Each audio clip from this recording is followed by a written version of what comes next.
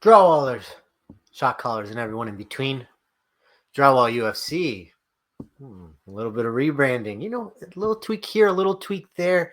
That is why we are the big train that never stops. Buckle in. Get comfy because we're in the Middle East. We are with the warlords, with the most bloodthirsty of them all.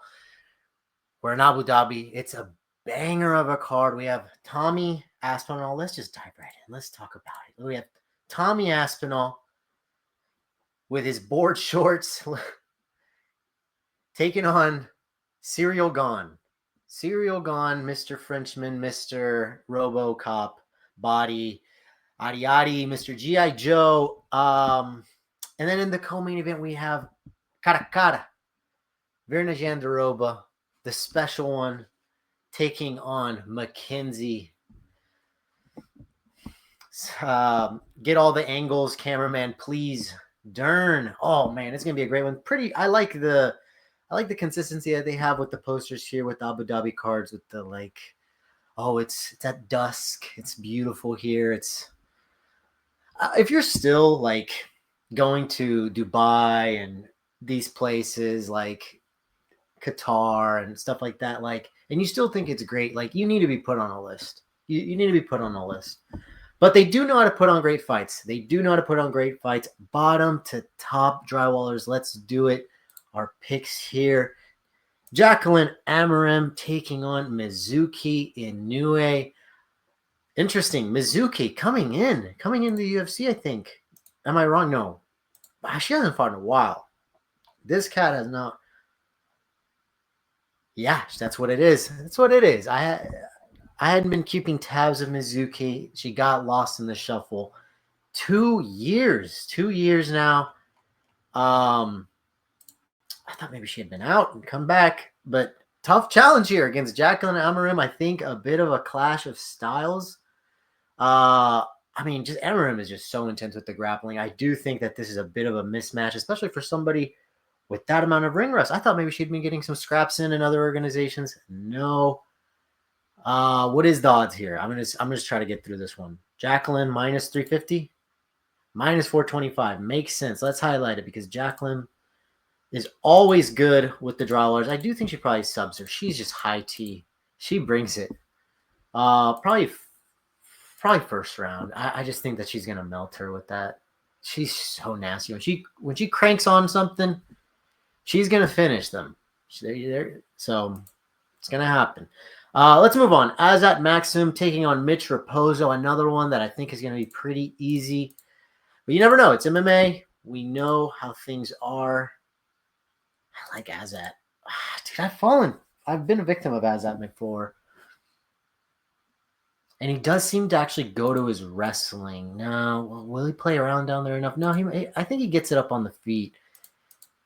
Believe it or not, I think Mitch Raposo might be even smaller than Azat. And Azat is already tiny. So I think he even has that on him. Is it like crazy odds? Minus 400 for Azat? Minus 425 for Azat. Let's highlight that. Because Azat, I'm okay with playing the lottery ticket that are these Kazakhstanis, Uzbekistanis, Tajikistanis. I'm okay. Sometimes they are Bollywood. Sometimes it is just lights, camera, action, but as that's the real deal, I do wish he maybe invested a little bit more in the boxing. He can land on people, he even can land with power, but he does seem to gas on the feet, and then he's starts wrestling. It's kind of a weird mix-up, of how his stamina goes, because you'd think, he must have grown up mostly doing wrestling, and then the striking is something that is more taxing on him. But even then, it's come on. Usually striking is not as taxing. And he does. He seems to take a lot out of him. But I think he's got the striking and the wrestling here. Let's move on. Chris Barnett taking on Hamdi ABDELWAHAB. I'm a big Hamdi guy. This is becoming a Hamdi podcast slowly but surely. He's got the secret juice. He's like an Olympian. Did lose against Usman, which is terrible. I picked him against Usman. That's rare the tape on that one. But Chris Barnett here with so much mileage. Hamdi, like I said, he and I visit the same doctor. We're testing at the same levels. And he's much bigger than Barnett. And I don't think, and Hamdi, if he does wrestle, which is his skill set, it's a huge problem for Barnett. But you never know. What am I seeing wrong here? Why am I sensing that this is like a pick'em? But it's probably Hamdi minus 250. Hamdi minus 450. Dude, that's though like Chris Barnett hasn't fought in a long time though. Was he the one that like a plane wrecked? No, he did get finished by Kennedy. That was bad. Hamdi does have a bit of boxing.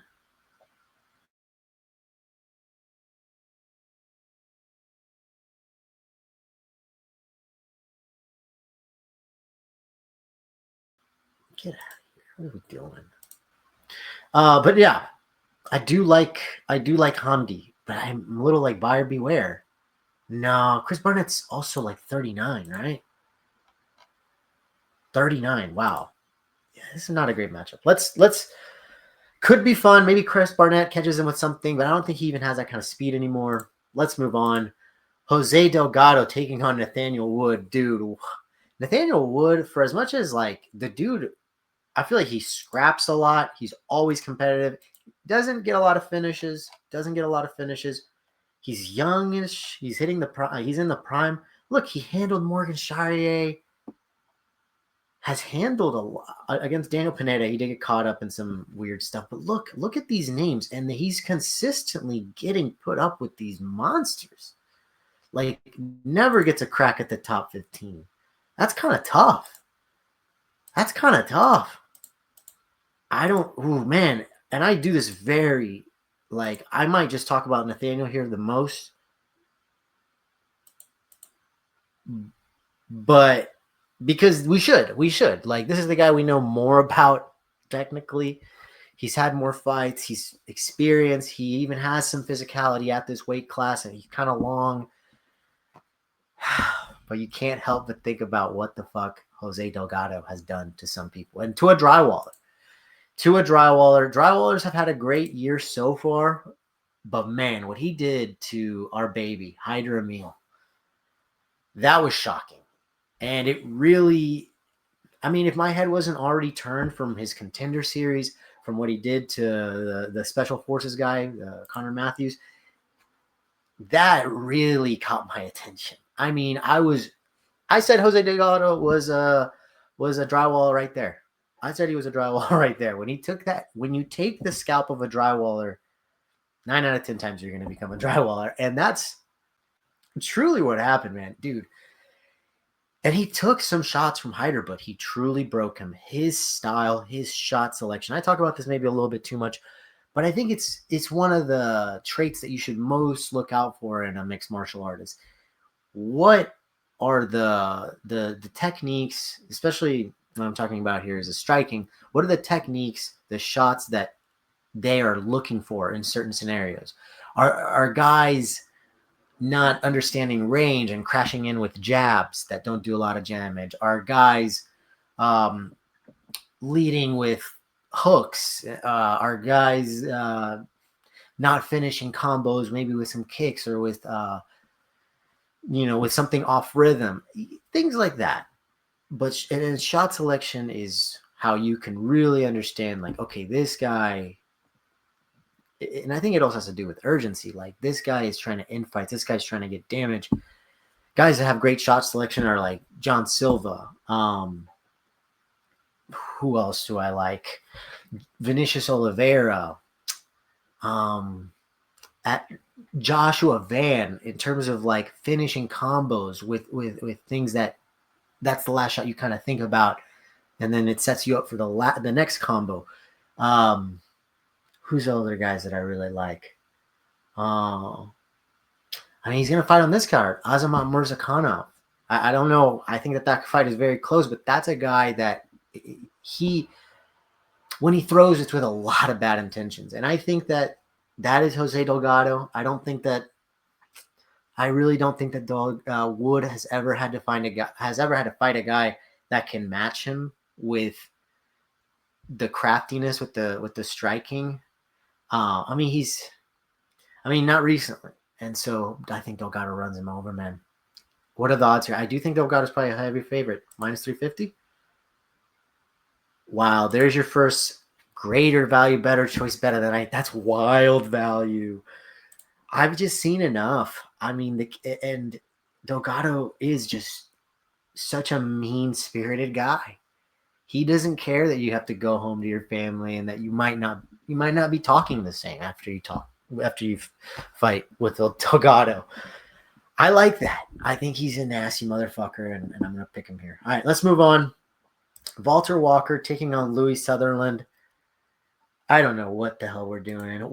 They do. Maybe Walter Walker like gets asses in seats. It must be, and like I guess he kind of has like a social media presence, but they love to just give him these absolute tomato cans, bro. Like, look at this. Lucas Bresky beat him, and I picked that one right. That was on the channel.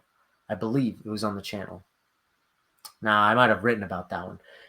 But Lucas Bresky. And then after that, they were like, let's give you 3 guys that have like zero clue of what they're doing on the ground. Shout out Dontel. Dontel's always good in my hood. Dontel's always good in my head. But Junior Taffa, and I was very shocked about Kennedy.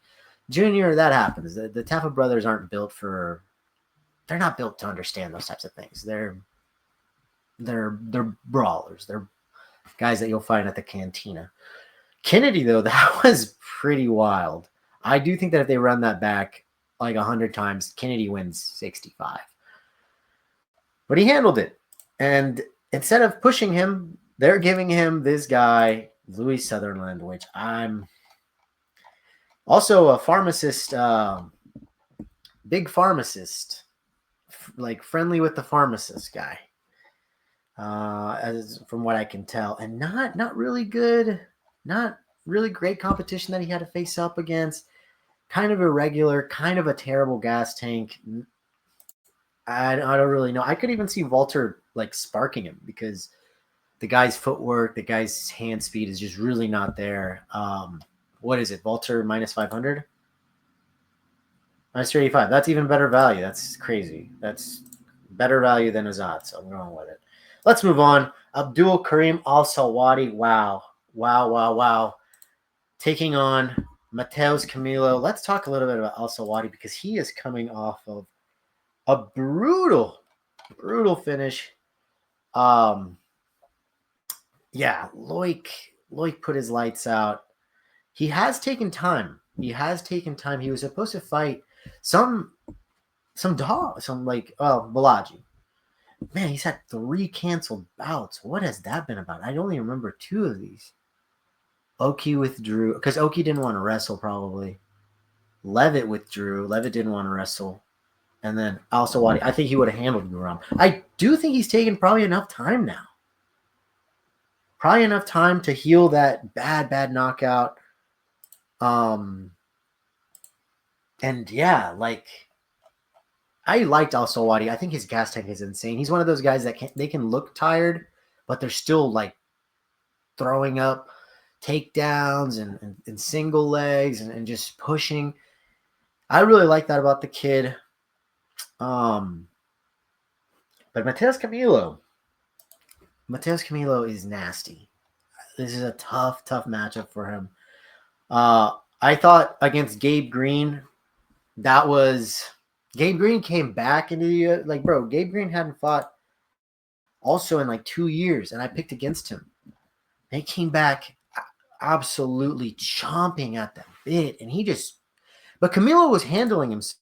Like it was kind of a slow fight. Like if I remember this correctly, that rear naked choke, like Gabe I think he came out like real hard.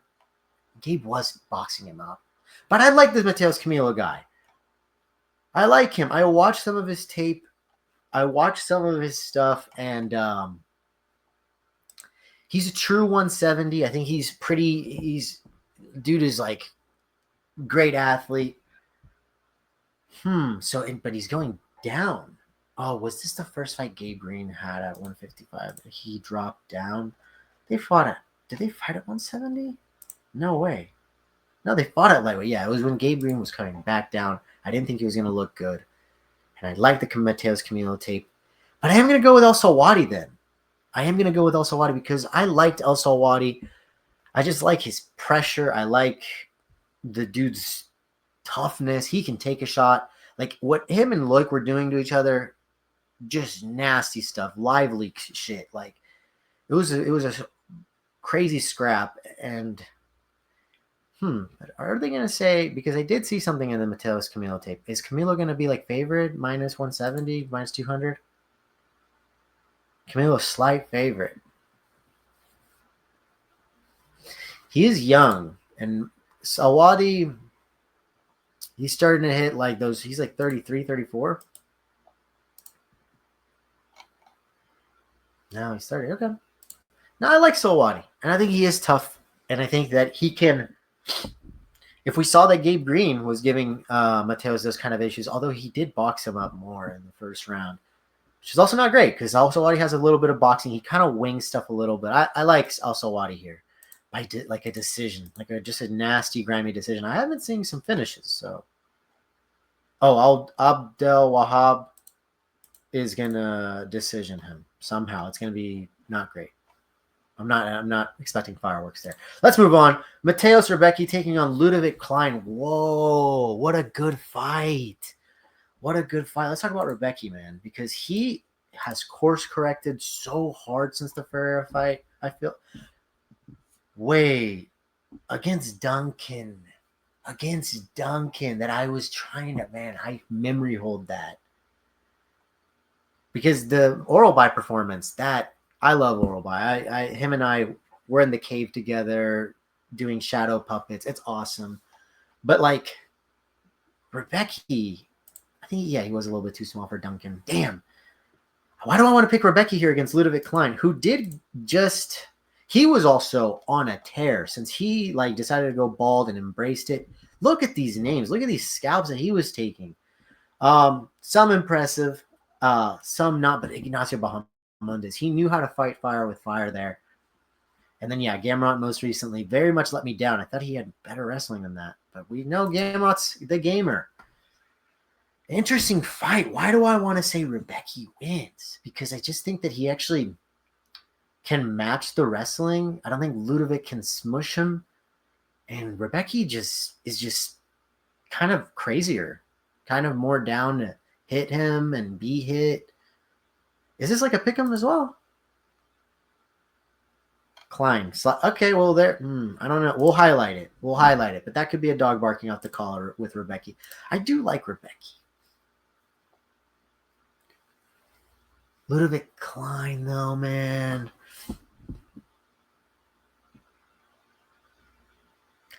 He'll be much bigger. He will be much bigger. Both in, I think, not necessarily in height, but he's... I feel like he fills out more than Rebecki. Rebecki is just barrel-chested little Polish fuck. I don't know, man. This is a very tough fight to pick. I'm going to say Rebecki. And I think that I've liked that. Just, I've liked what I've seen with Rebecki. I know against Chris Duncan that maybe I needed to not undermine Duncan's ability to strike. But man, I just think that Rebecki has a lot of power, and I think that he's willing to trade here with Ludovic. And that this is tough. Let's move on. Ikram Aliskerov taking on Jung Young Park. Wow, what a fun fight. Talk about course correcting. Ikram Aliskerov, since the Robert Whittaker humiliation, he took his time, got right back in there when he needed to. Andre Muniz finished him so fast. That was crazy. And then on the other side, Jung Young Park, sadly, I think we're seeing a little bit. We are, although he's won these fights, we are seeing him sort of slow down against Tavares. That was a close split decision against Nardiev. I think that Nardiev didn't have his best day and still was able to push the Iron Turtle. Turtle hurt him. Turtle did hurt him, and he's still pretty tough. I just don't think he's able to get his shots off like he was able to before. Some of those 1-2s aren't able to find the target, especially when he's getting pressured back. Usually when he was able to get that momentum, he never was able to get pressured right back. We're seeing that he's starting to take, some pockets here and there in the late second and third to kind of gather himself. Tough fight, though, for Ikram, because what if we do get into a situation here where Ikram can't break him? I just don't think that that's the case here. I think Ikram hits too hard, and he's great shot selection. Like, I think that if you run that Whitaker fight back, Ikram probably underestimated Whitaker, probably thought that he was able to steamroll him like he was able to steamroll everybody else. This is a guy who's beaten Chimaev. I just think that he got a little bit confident against Whitaker, but this is a dude with grade A shot selection. This dude, he knows, oh, this is when I should throw it straight to the liver. Maybe I should lead with a knee. Like, crazy shit like that only goes through these types of guys' minds, and they're able to find the things that most hurt you. I do like him here, and I actually think he gets the knockout. Maybe that's like some sort of, maybe that's high value. Maybe, but I think he knocks him out, like, actually pretty quickly. Ikram is better than that Robert Whitaker loss makes him out to look. And I'm a Jung Young Park truther. I've been there for him. I love what he's about. I love the tough guy, willing to roll up his sleeves to, finish the job. But this is a guy you don't want to do that with. And I do think that the odds are probably going to be with me. Is it Aliskerov like minus 320? Minus 250. Is it a greater value, better choice, though? No, I won't take Delgado out. I actually really trust in Delgado. I hope that I'm not fucking jinxing Delgado. We need one Drywall to go down and for another one to ascend. That's how it worked with Charles Johnson and Joshua Van. That's how it's got to work here. But yeah, I like Istrom here by knockout. Let's see what the prop is for a first round knockout. Probably not bad. Let's see. Winning method. Ikram to win by TKO. Oh, fight round props. Ikram round 1. Really? They know that that's wild. But it is good odds. Plus 330. That could be an ass shaker moneymaker. Why not? Let's go back. And let's move forward. Next fight. Nasrat Haqlarast taking on Quillan Salkhild. This is a fight that perhaps I bemoaningly talk about, but these are quality fighters. They're just not my cup of tea. Nasrat did prove a lot to me against Ribovic. That was an insane fight. He was just boxing the head off of Ribovic. Ribovic just wasn't realizing that Nasrat was just left hooking him in the face and just continued to sit there and let him finish his combos. I don't know. And on the other hand, Quillan, he's kind of just too much of a grappler.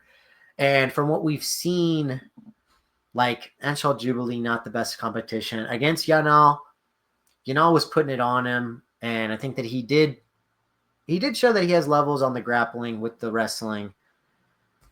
But yeah, I don't love that style. I don't love that style unless it involves some real ground and pound, some real threats from striking on the ground. And he doesn't have that. Maybe if he adds a little bit of that, has more of that wrist control, is able to sneak out and catch people, maybe I'd be more on board.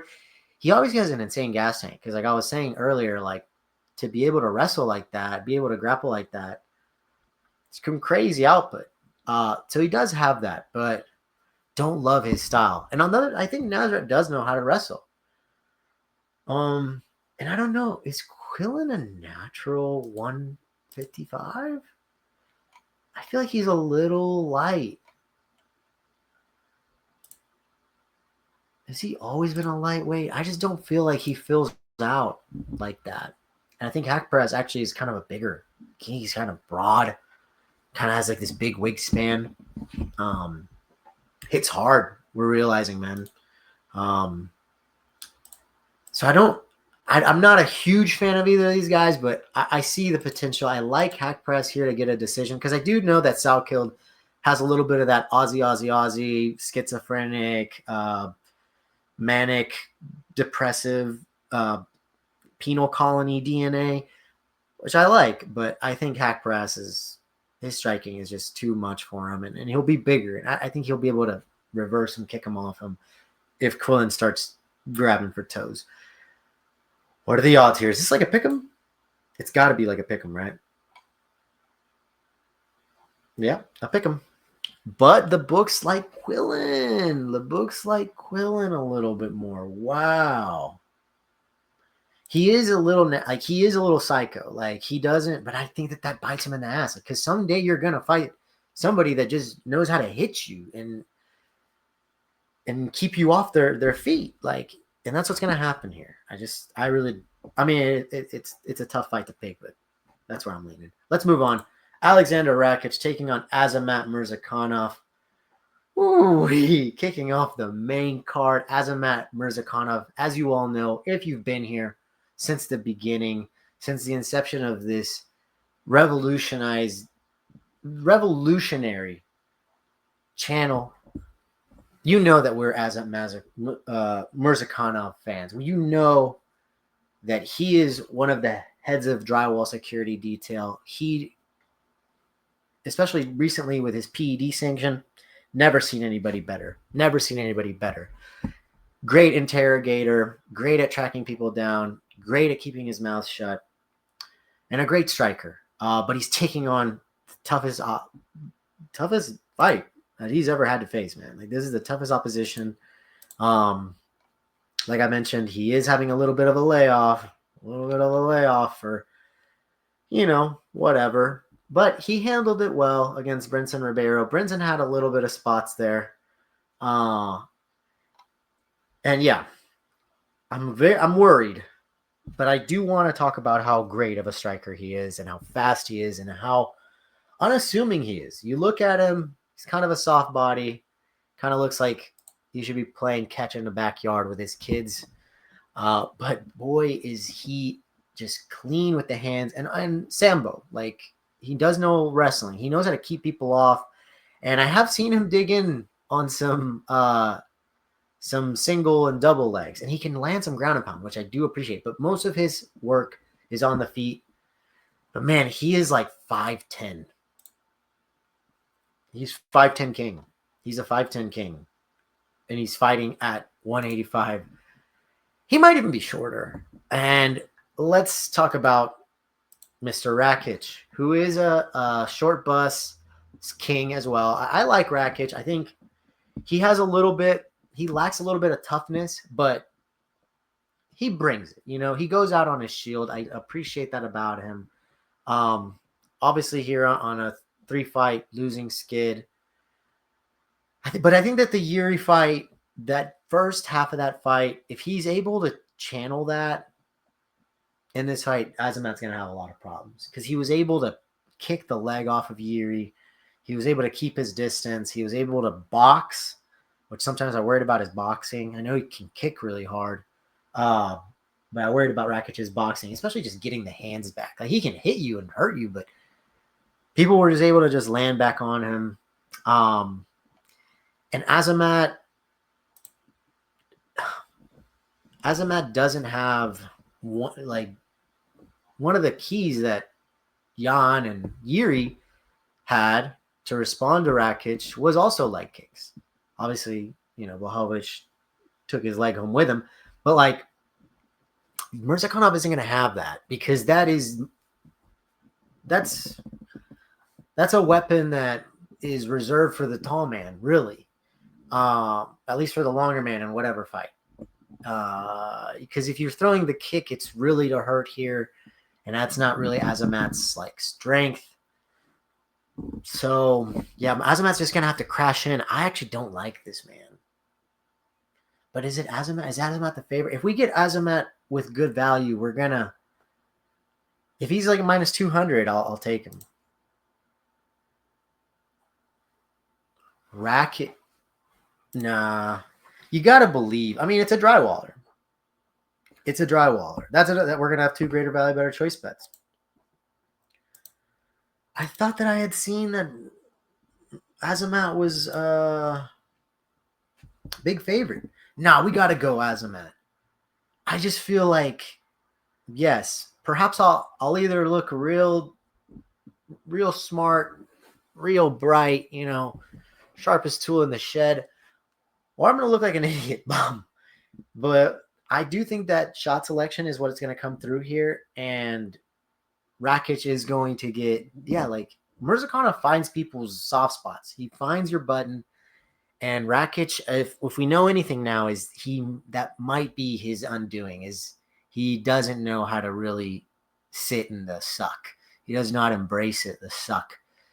And I think Azamat brings it. And Azamat is also very clever with his pairing and his boxing. Like, I don't think that Rakic lands big shots on Azamat.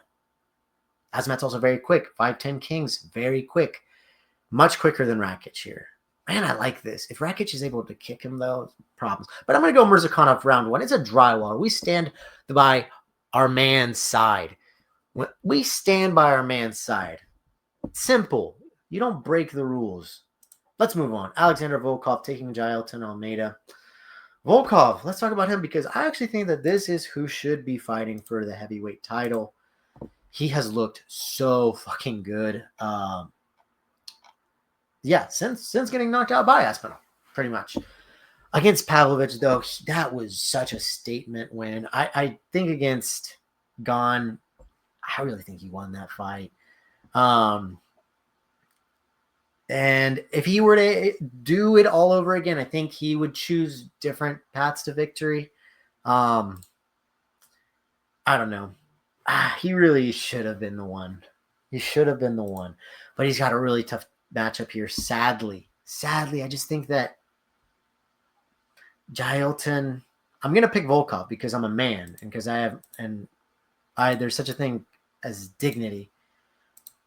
But, dude, I can absolutely see Jailton strangling him because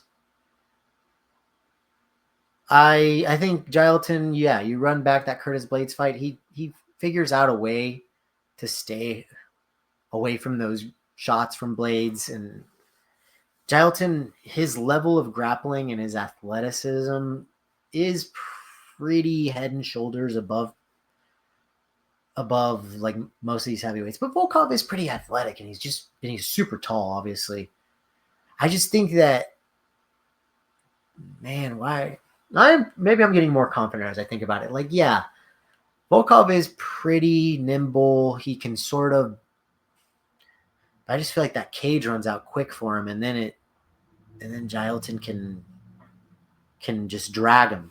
Like, I just feel like Jailton does have enough of his own length to keep him down.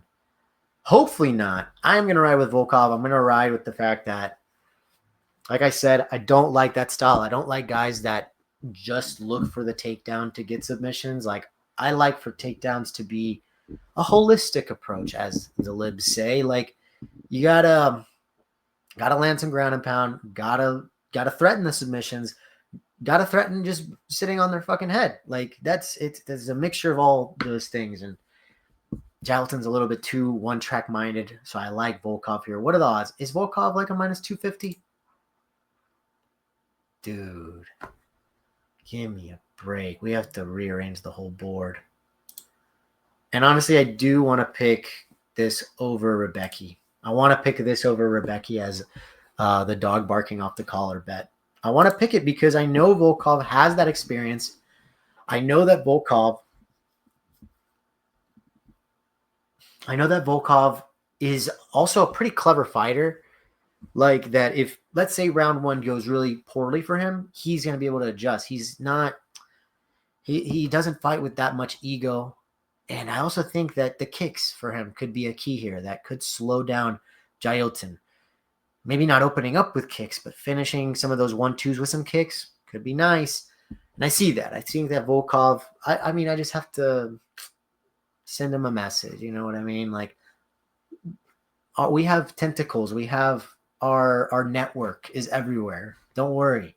He'll get the message and he'll be able to. I think do I say he finishes him? Nah, I do think that Gelatin probably, it's a 3-rounder. He probably snags a round and then kind of gets a little bit of that pop off Volkov, which Volkov doesn't really have that much pop. He depends on when he has the pop. But yeah, let's move on. I am picking Volkov. Let's move on. Umar Nurmagomedov taking in Mario Bautista. I have seen the odds for this one, and I think that they're a little crazy. I think that that's really, really crazy, and I kind of want to have an ass shaker moneymaker on Mario Bautista. I'm going to highlight it. I don't know if I'll play it. Stay tuned. But I do like Mario here. Because is Umar going to really wrestle him all 3 and then not get caught with something? I'm not a big fan of Mexican MMA fighters, like born in Mexico, but Mexican-American fighters. You see it with Delgado. I think that's a special breed. And that's Mario Bautista, man. That's Tex-Mex. That's hard-shell tacos. That's, Chile's rellenos. What I'm talking about? That's across the border living. That's some high school football in his resume. You know, like what I'm saying? Like, it's different. It's different, and I think that, man, Umar, can he actually wrestle him? Like, we're going to find out. This is very risky. Buyer beware. I'm putting it out there already. Like, I'm doing this because it's for la raza. It's because, in a way, the sport kind of needs this, and I think that Bautista kind of needs this. Like, he got disrespected against Aldo, like, just because of his game plan, but it's like, that's not on him. Like, that was his route to victory. And I think that his style, low-key, like, does not match up well. With Umar. Mario is a big 135er, 5'9", and a wrestler. Like, that is his bread and butter. Umar is what, 5'7", 5'6", bro? Like, 5'8". I really don't think he is, though, 5'8". I don't think he's 1 inch smaller than Mario. And Mario, I think, has also got a wingspan on him. I'm riding with the red, white, and blue mixed with some of that Mexicali. You know what I mean? I'm going with that. Probably going to be wrong, though, because Umar does have really good boxing. So maybe he decides to just box with him, and we'll see. That's kind of a spite pick, but fuck it. Let's move on. Jurna Vanderoba. Okay, Let's move on. Jurna Vanderoba taking on Mackenzie Dern. Gotta. Talk about disrespect. Talk about misunderstood. Talk about putting on a singlet and wrestling, bro. This is Kata is so good on the ground. This is for the vacant belt, right?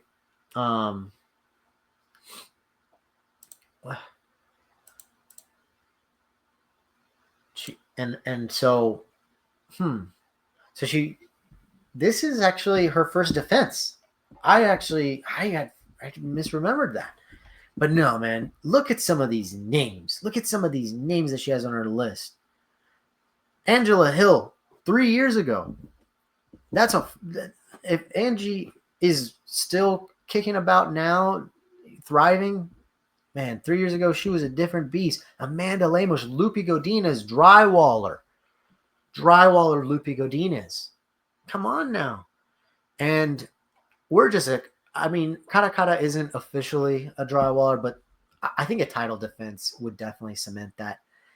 I don't know if it happens, though. I wanted to talk about her because I think she deserves her flowers. I think her pace, her stamina, her one-track mindedness. This is a gal who just wants to get you down and crank on you. It's just kind of crazy. She wants to crank you down. But, she gets it. And she does land ground and pound. She does have a little bit of it. She has enough that I can really appreciate what she does. I think, sadly, she's got a lot to go up against here in Mackenzie Dern. And I know that people are probably thinking that I'm complaining about the judges who all have like high school crushes on her and have given her a couple of wins here, because I think she lost against Loopy. I don't think she won that fight against Loopy. And I want to say against Tisha Pennington, if I'm remembering that fight. I remember chopping up the tape for Mackenzie against Andrade, and I was like, against Tisha, she didn't even win that fight. But things have changed. Shit done changed, as Biggie Smalls said. And Dern, I think low-key has kind of like learned how to box. She's definitely taken enough beatings now where I think that they probably like really focused on it. So I think that if this fight goes to the ground, I don't think Jandiroba is going to be able to hold her down. And I think that she's going to get reversed. And maybe the first 2 rounds go Jandiroba's way, and then the tide is going to turn. Because I just think that 5 rounds, Jandiroba does have more experience there, but Dern, low-key, kind of has a gas tank. And she fights. Like, she's tough. I know that it's become kind of like a gimmick because she has like a, all the stuff, all the bonks that need to go around, all the horn dogs and all that. Let's keep it. Let's elevate women's MMA beyond that, right? But I think that Dern, low-key, has gotten better and is a fighter. And so I just think that it's a bad style matchup for Jandiroba. And I do think that there's a bit of PR machine going on here. What are the odds? Is it Jandiroba minus 300? Oh, Mackenzie Dern is the favorite. That is wild. Well, I'm going to take Bautista out, and we're going to have 2 dogs barking off the collar. Because it's a spite pick. It's a spite pick. And I think Bautista's a little misunderstood. Jandiroba. So will I? That seems a little bit betraying for me to pick Dern but choose Jandiroba. I just think Jandiroba probably doesn't have the juice. I just don't think Jandiroba has the juice anymore like that. We're going to have 2 greater value, better choices. That'll be the thing. We'll honor that. But I think, Dern fighting against a 37-year-old whose style is to just crack you down. I think she sweeps her, reverses it, gets it back on the feet, and weirdly has more moments on the striking. All right, let's move on. Tom Aspinall taking on Ciryl Gane. Dude, I don't know. The closer we get to this fight, actually, them shutting that cage, the more I worry about Tommy Aspinall. The shorts looking like an absolute schoolboy in those things. I don't like it at all. Bad look, just bad vibes. Ciryl Gane is somehow looking more jacked. I hate this. I hate this because it would be so perfect to add this to the laundry list of like bad visuals and bad vibes that we have in this sport. I love fights. I don't care who knows it, but there are bad vibes. And I think it mainly revolves around like what we saw in the most recent 185 title fight and John Jones. And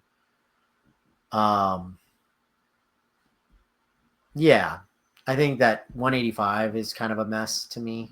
185 is just kind of a wasteland as well. I mean, I love fights. I don't care who knows it. I know that there's other content creators that definitely shit on the game more than me, but there's bad vibes. And then like the Conor McGregor, like that also is like a thing that's always looming as like this, like, Paddy Pimblett. I'm also not, no, like that, him getting a title shot against Topuria, bad vibes, bad fucking vibes. Like it's just like these little acts of incompetence that leave a bad taste in my mouth. And I think that this would only enhance the terrible taste that John Jones has left in our mouth. Pause. But John has probably done that to a lot of people. Pause. But like, for real, John Jones, like, wouldn't this be perfect if Cyril Gane goes out there, finishes Tom Aspinall, and then John Jones is tweeting about it? But I can't do that to Tommy. And man, am I picking with my heart on some of these? I do see Cyril Gane winning, sadly. Oh, but I'm going to pick Aspinall to tap him out. Tap him out in this first. Is that crazy? Am I fucking crazy? And is it just so obviously Cyril Gane who's going to win? And then John Jones is going to be like, put me against him in the White House, and John Jones wins, and Trump puts the belt on him while we all like have big data companies just selling our information and just pumping us full of vaccines. Is that what we have? Like, no. It has to be Aspinall, and it has to be in the first round, and it has to be by the same damn thing that John did to Cyril Gane. Gotta get the board shorts out of my head, but are the odds with me here, or is it a pick 'em? The odds are with me. The odds are with me. Oh my God, this is not good. This is not good. I'm very worried. I'm very worried about what this could mean for the integrity of MMA, for the greater narratives of MMA. Oh my God. Maybe Cyril Gane takes on Peloton and they just keep shutting the door on John Jones. Who knows? I'm just thinking about if Murphy's Law comes through. God damn, though. There you have it, Drywallers. Let's go over our bets because we have two greater value, better choices. Jose Delgado money line, Azamat Murzakanov money line. They're Drywallers. What are we going to do? Pick. That's what you do. You just press the button. And then our dog barking off the collar is going to be Alexander Volkov at plus 180. Fuck Jailton. Love you, Jailton, but fuck your style of fighting, dude. And then our ass shaker moneymaker going to be a little lighter. Our long shot bet is going to be Ikram Aliskerov, round 1 knockout of the Iron Turtle. Kind of a dirty bet there. Kind of like a, trying to kill my own heroes, trying to rip the cape off their back. But there you have it. Drywallers, do as you're told. Like, comment, subscribe, and don't you ever forget, the big train never stops.